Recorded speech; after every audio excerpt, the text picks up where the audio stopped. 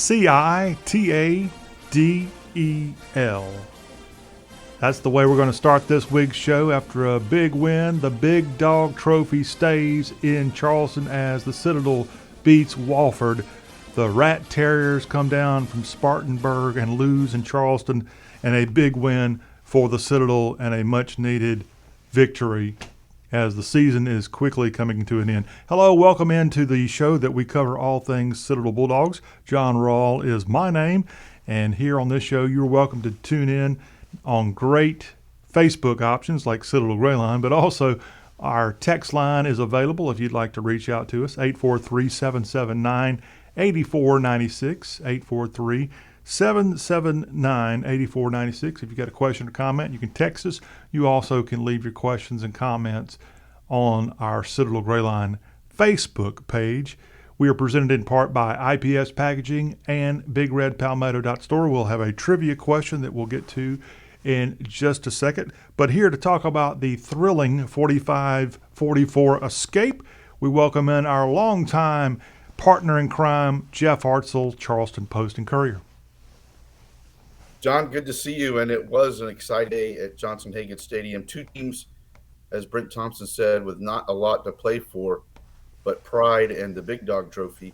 But they both laid it on the line, and it went into overtime to decide a winner. And the Citadel came out ahead 45-44.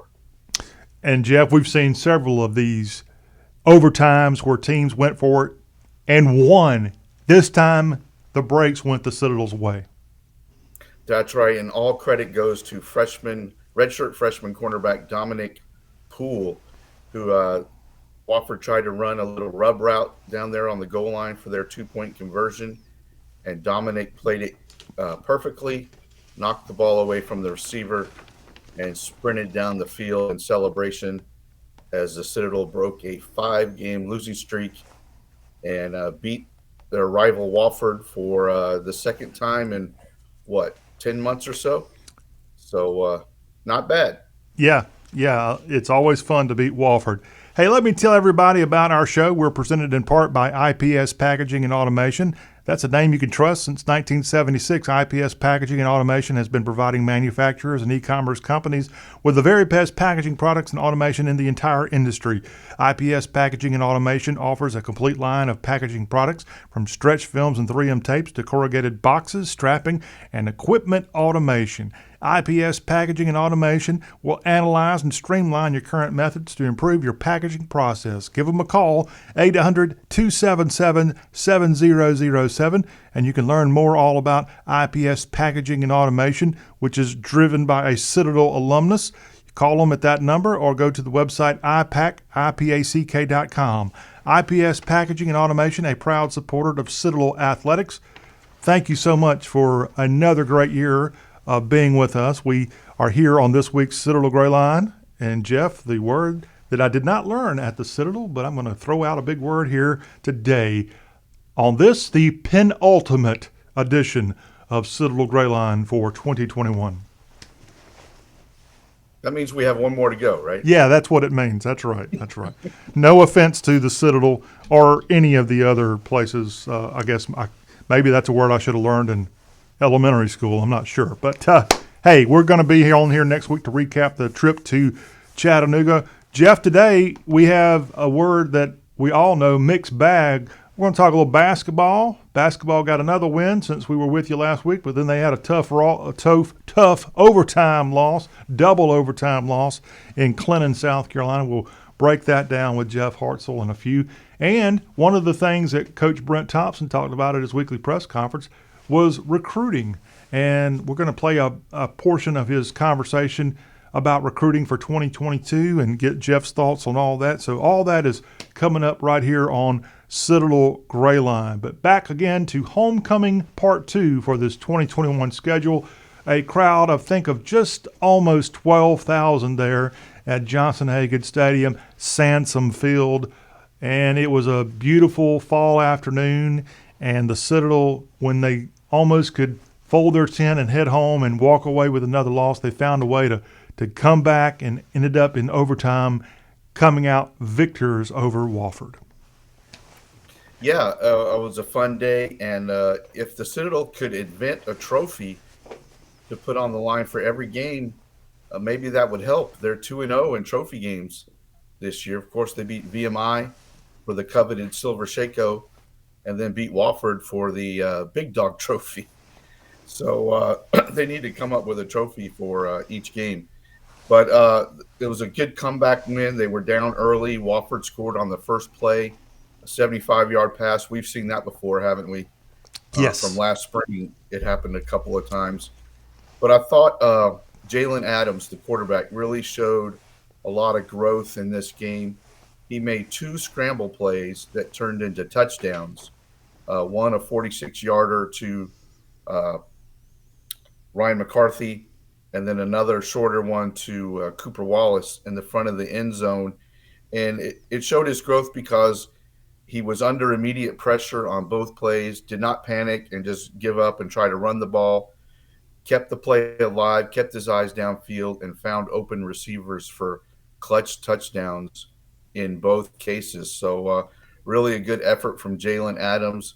The Citadel was able to run the ball really well. Wofford's defense is not good, ranked way down in FCS against the rush, and the Citadel was able to exploit that. Cooper Wallace, particularly around the edge on that pitch play, over and over again. He had about 127 yards, I think. And the defense, after a rough start, found its way in the second half. Destin Mack, a couple of big turnovers, an interception, and a fumble recovery.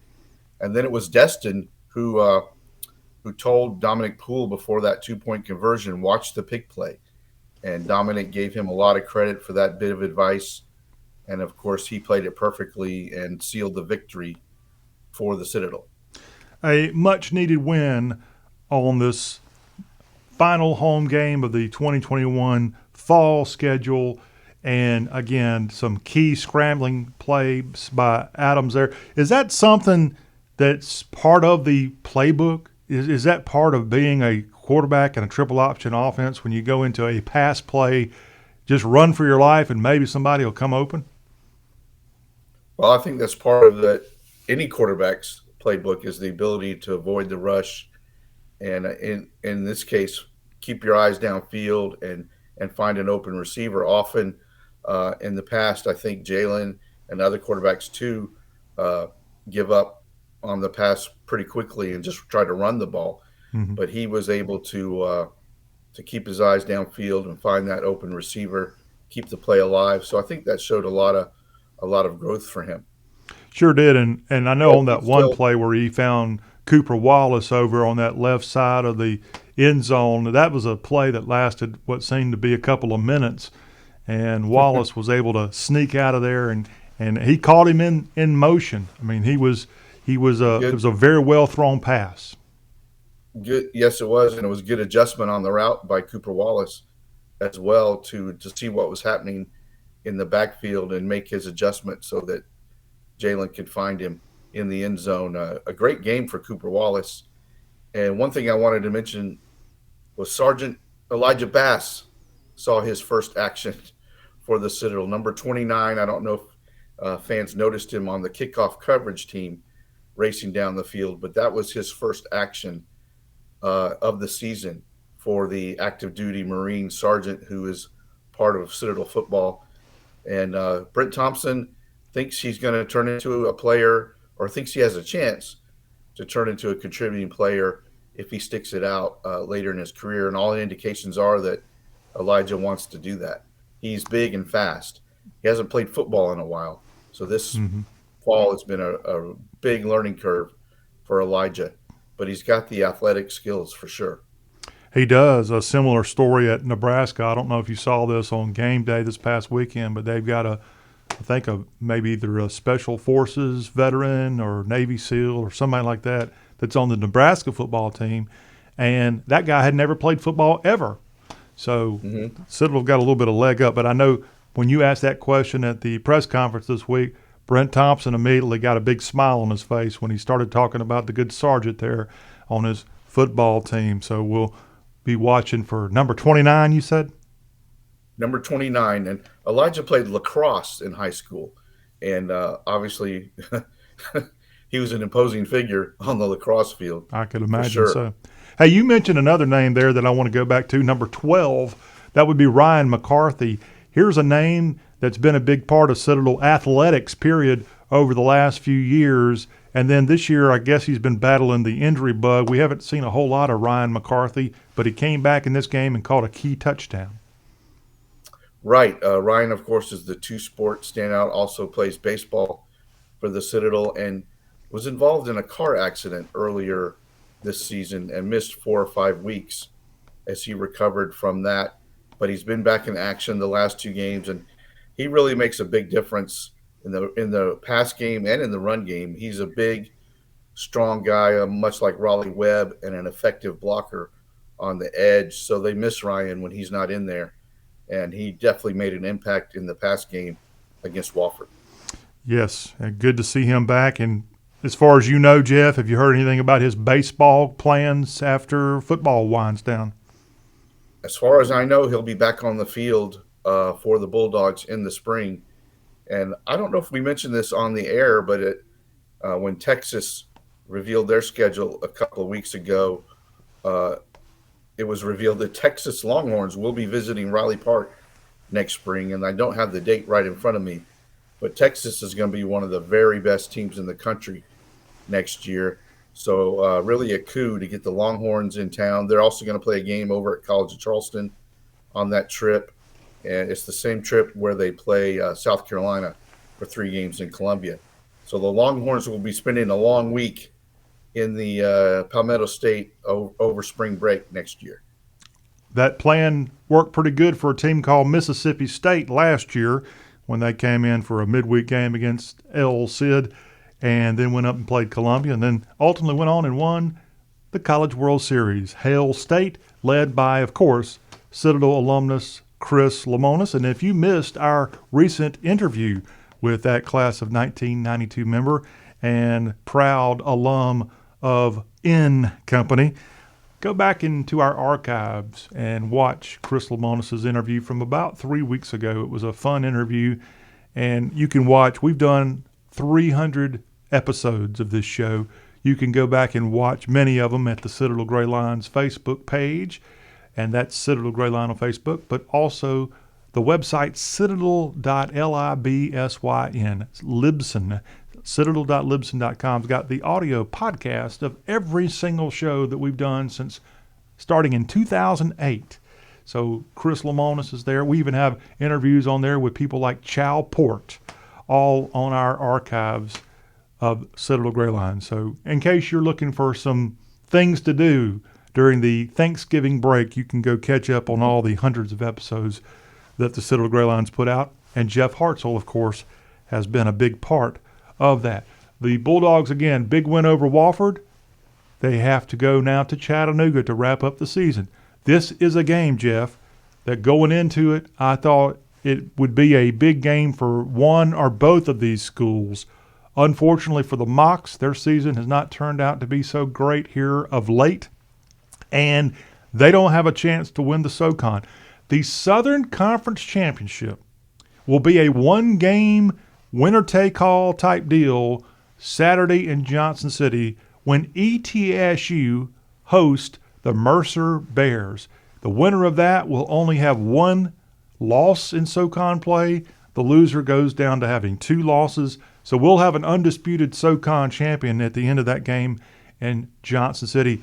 Chattanooga's already lost a couple of SoCon games, so they can't compete for the conference title. Citadel gets to go to Chattanooga. Both teams, probably this will be the last game on the schedule. Well, some people think Chattanooga has an outside shot at the FCS playoffs if the SoCon were to get 3 bids. I kind of doubt it, but I guess it's possible. Chattanooga is 6-4 overall, 5-2 in the league. So a win over the Citadel will put them at 7-4. So teams make it at 7-4, but I kind of doubt it. But we will see. Mercer and ETSU, I think, are both going to get playoff bids. Obviously, the winner of that game will get the automatic bid. And I think even if Mercer loses, they will get an at-large bid. One problem with Mercer is they only played 10 games this year, and one of their wins was over Point, which is a non D1 win, which does not count in the FCS calculations for the playoffs. Their two losses were to VMI. They got thumped 45-7, and to Alabama.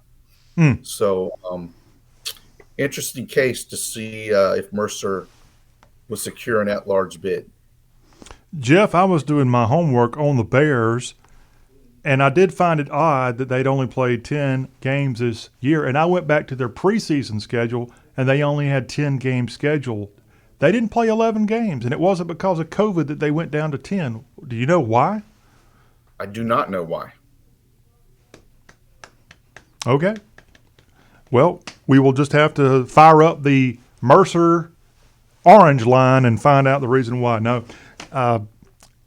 Good luck to Mercer. Good luck to ETSU. And once again, VMI right there on the edge. They almost were competing for a SoCon championship here in the closing hours.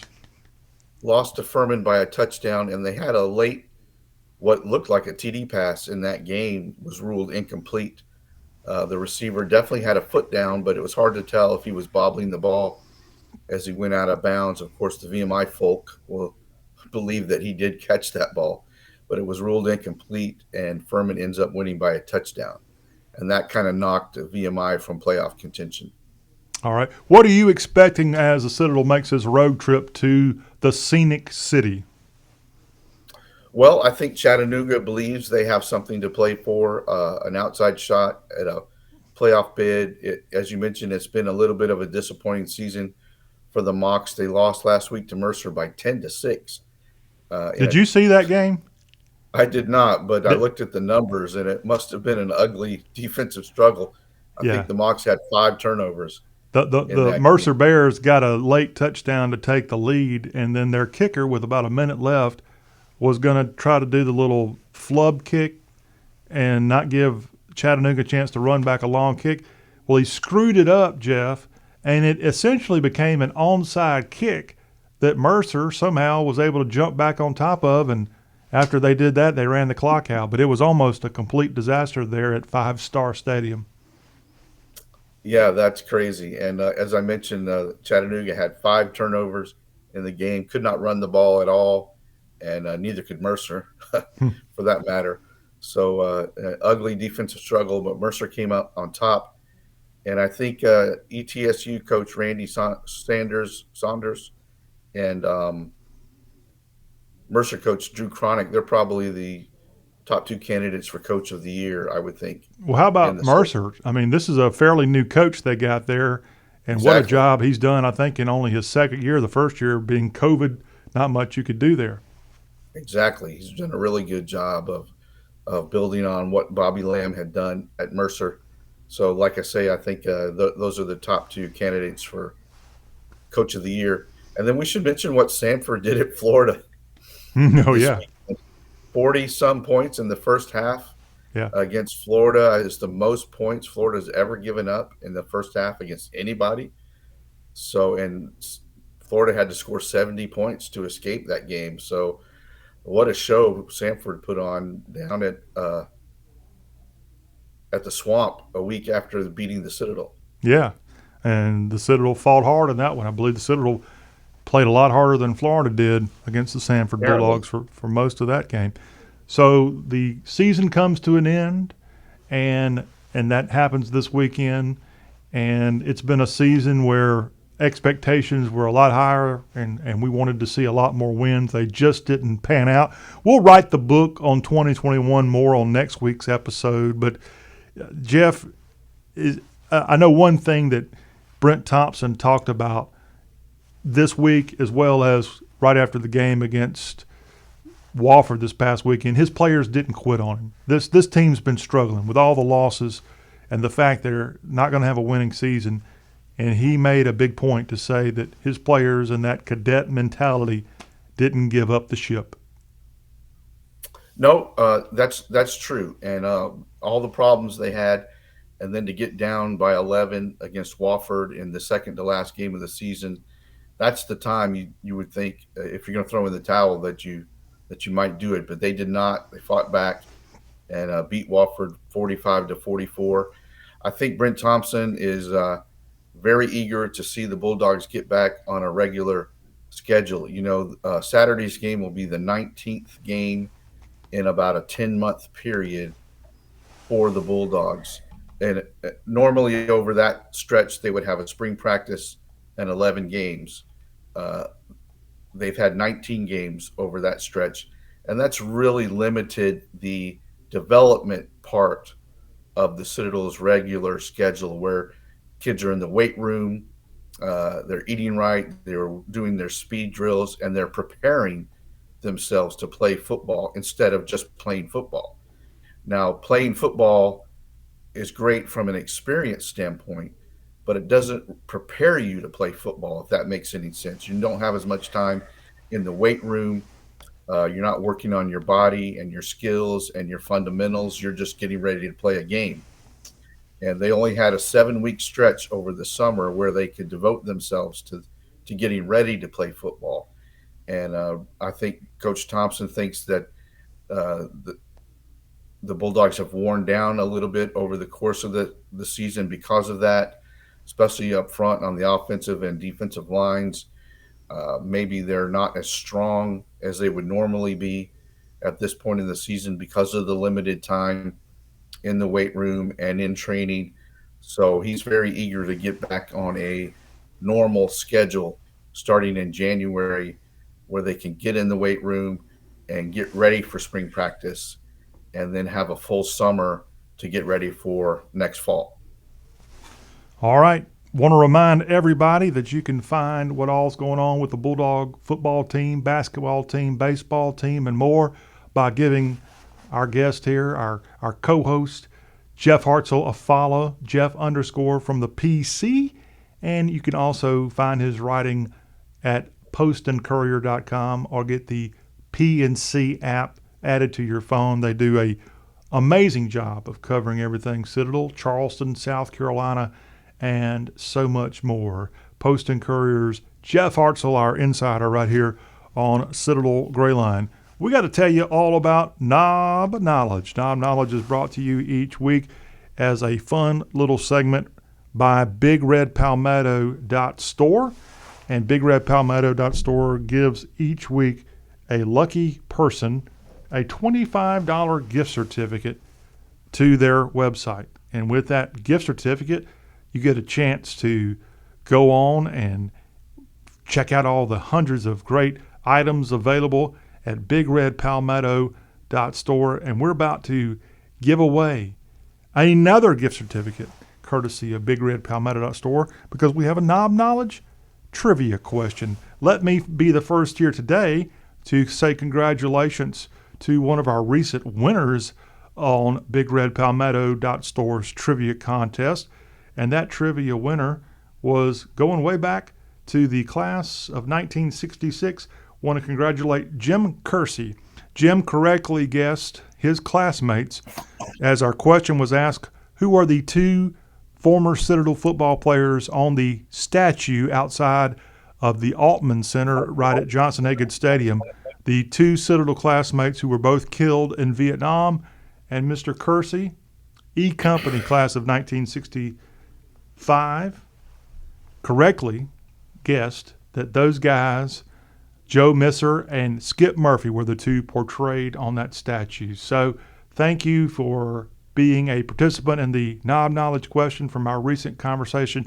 Jim Kersey, a winner here on Citadel Greyline. Now, this week, we're going to start talking about a little football recruiting with you, Jeff.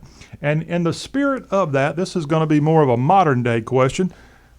I want to know the name of who the Citadel has on staff as its recruiting coordinator.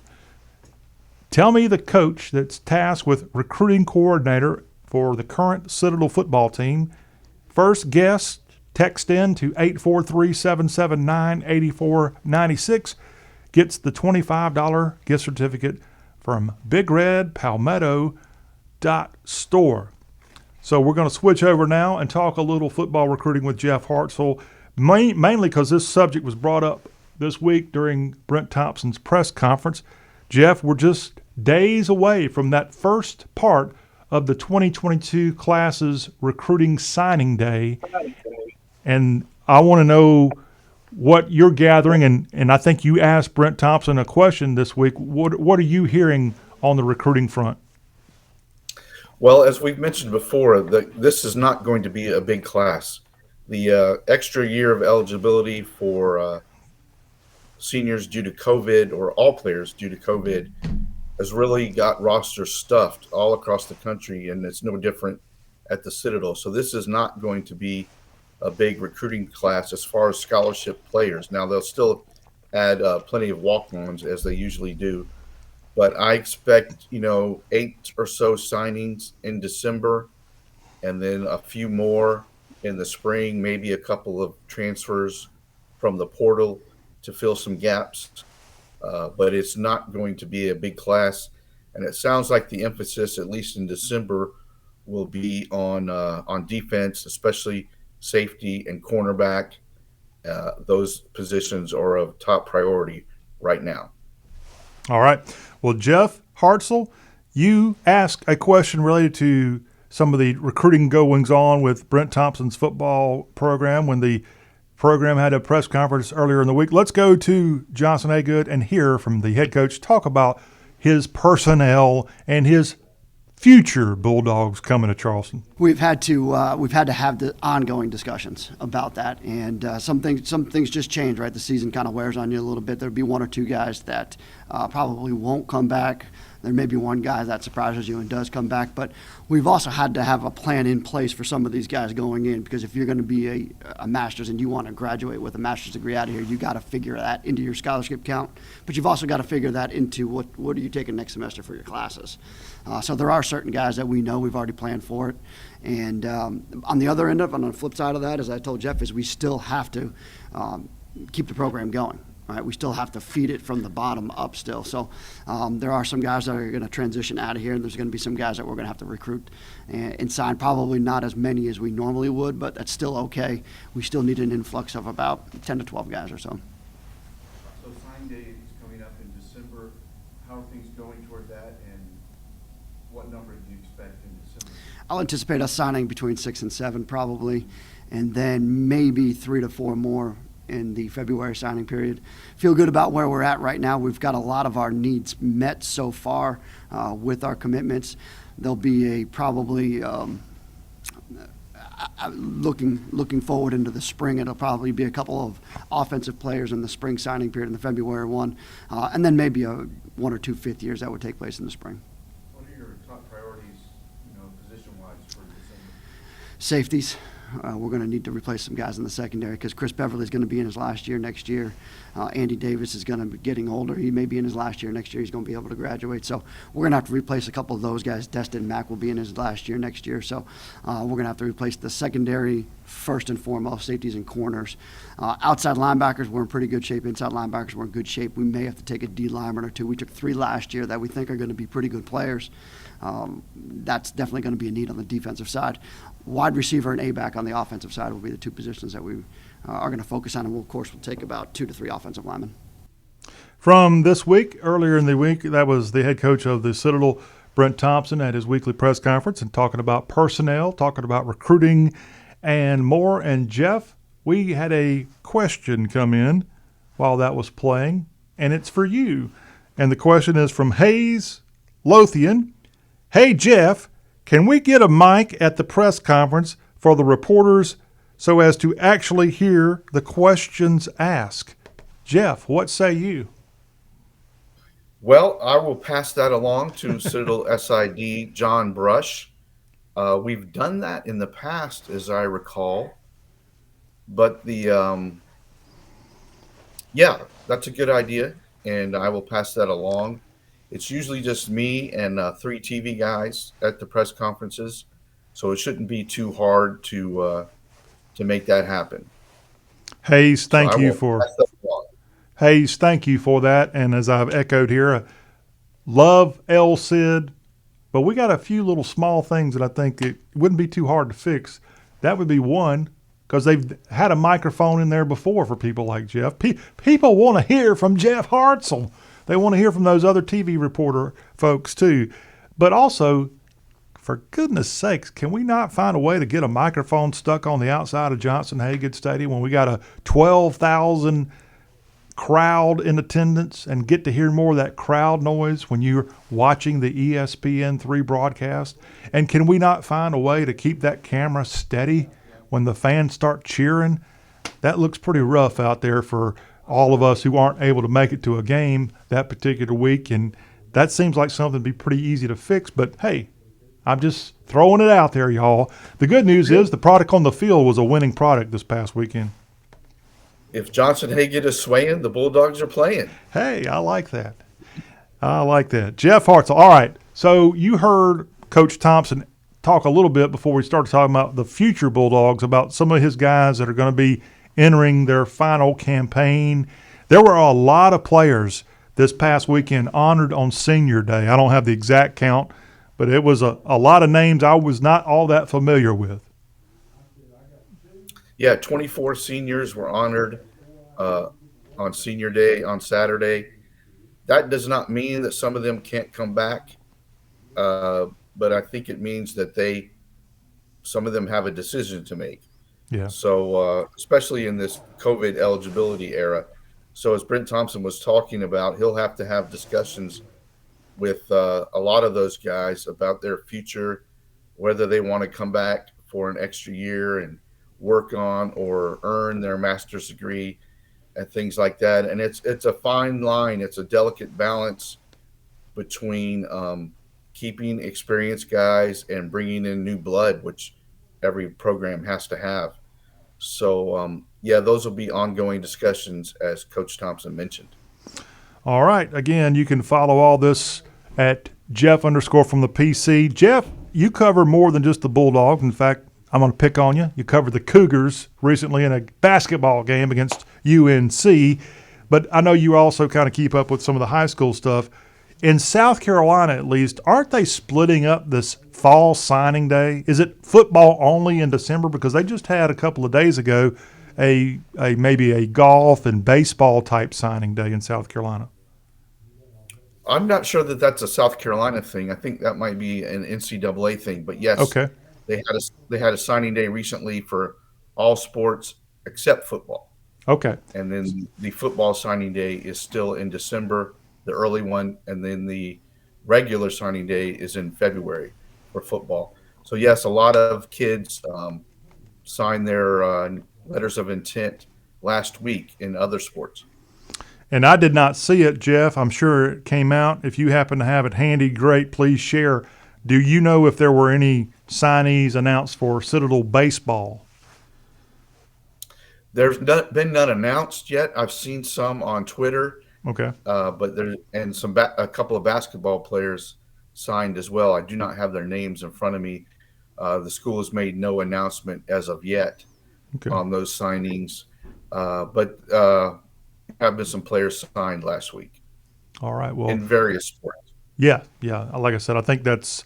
Yeah, I saw from all over the South kids signing, and used to be not long ago that was also they were mixed in with the football players. And let's be honest, the football guys a lot of times stole their thunder with all the attention, but now they're splitting it up and giving all these student athletes plenty of air time, if you will. And kudos to all those inbound to Charleston SC to play for the Cadets.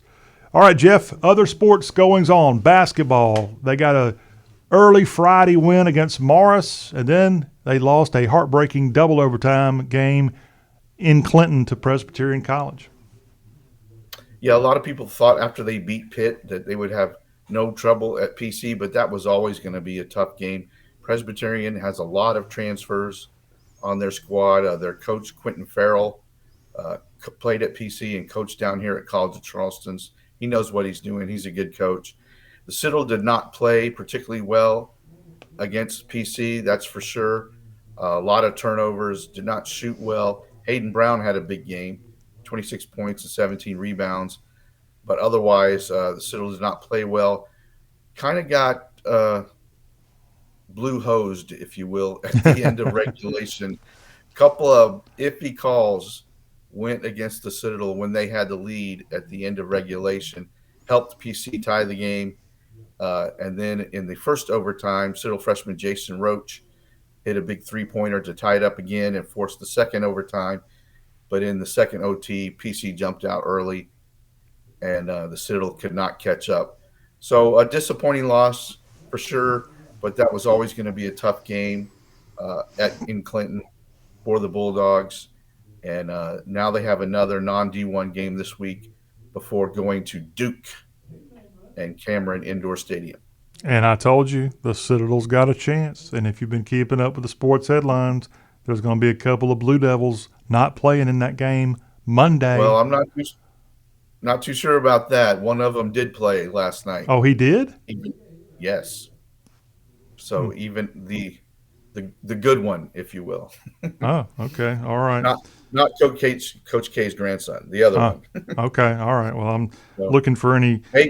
Maybe a decision will be made by then that he's going to be held out for a few games. But he did play last night in the first game after that incident. Yeah, last night the Devils played the Bulldogs. That would be the running Bulldogs of Gardner-Webb, and got, I guess, a victory there at Cameron. That's coming up. We wish them all the best. Anything else sports-wise there along the Ashley? The Citadel volleyball team starts the SoCon tournament this weekend. The Bulldogs finished tied for fifth in the league at 7-7 in the conference, which is not bad.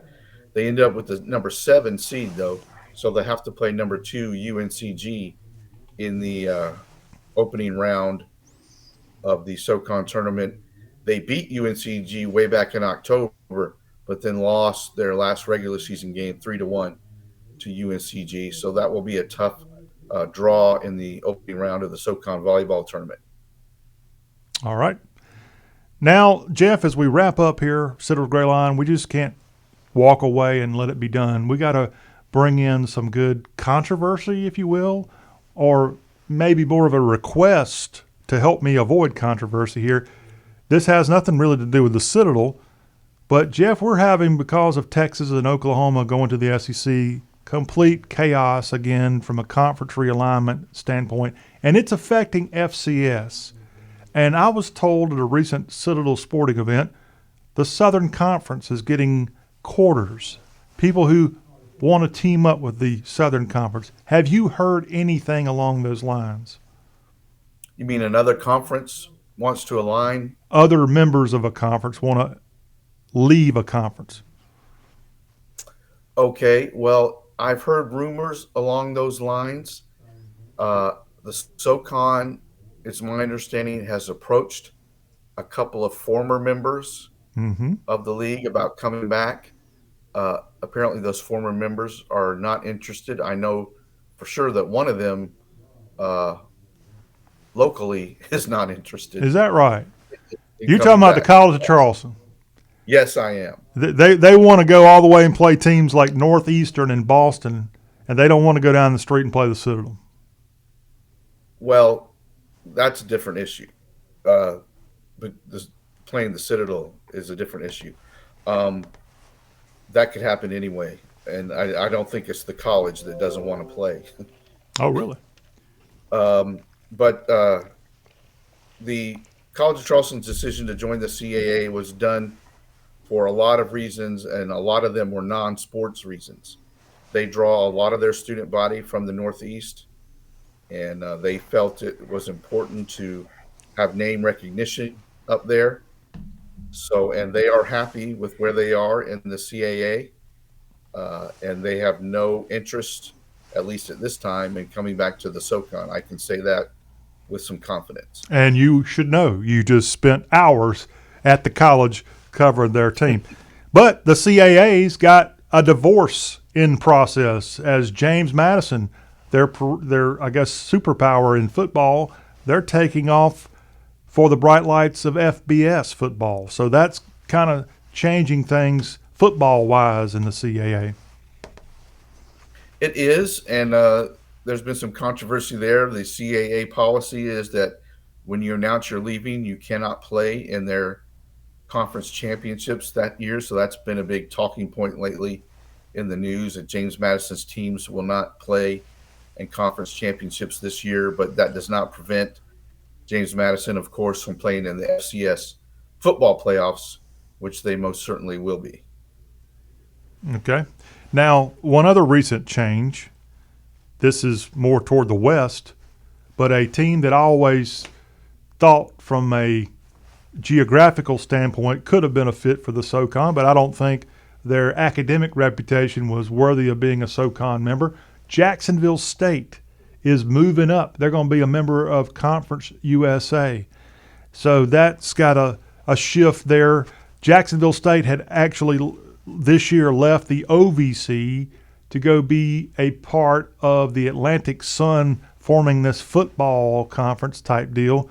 With Jacksonville State now taking off for another conference, I'm not so sure that conference is actually going to materialize and have football like they had planned, with teams like Kennesaw State and who else is going to be Eastern Kentucky, the Citadel's arch rival, was going to be a part of this Atlantic Sun football conference. So that whole thing's up in the air. It's kind of chaotic, Jeff. It's very chaotic, and the Missouri Valley Conference, which is another FCS league, is looking for teams right now. I haven't seen any SoCon members on their radar screen as of yet, but I'm sure the SoCon commissioner is keeping track of these daily shifts in the landscape. And as we've mentioned, the SoCon has been proactive in seeking out a couple of former members, or approaching a couple of former members, but right now it looks like that will not happen. Well, selfishly, I don't know who those members are, but my guess, it would be wonderful from a historic perspective to bring back into the fold William and Mary, Richmond, and there may be Elon, even though I'm really mad that they left the SoCon. But I was told Elon is having buyer's remorse about going to the CAA, especially when teams like James Madison leave that conference. And that buyer's remorse is they're probably bleeding lots of money to have to go always be way up in the Northeast playing games. And is it really getting them that much exposure? The college evidently is working good for them. I don't know about all these other schools. I don't either. Elon is the other school that was approached by the SoCon, to my understanding. I do not know anything about their status or what their feelings are of the administration right now. But I tell you, College of Charleston has hired a new basketball coach, and he's going to do a good job with the Cougars. They were very impressive last night against North Carolina, even though they ended up losing by 11. And he's got those student body fired up, and he's got his players playing hard. So I think the Cougars made a good hire with Coach Pat Kelsey. Well, you brought up the college, Jeff. If you can, because we got to drag it out of you here, if you can publicly say this, why, it sounds like, is the Citadel hesitant to play the College of Charleston in basketball?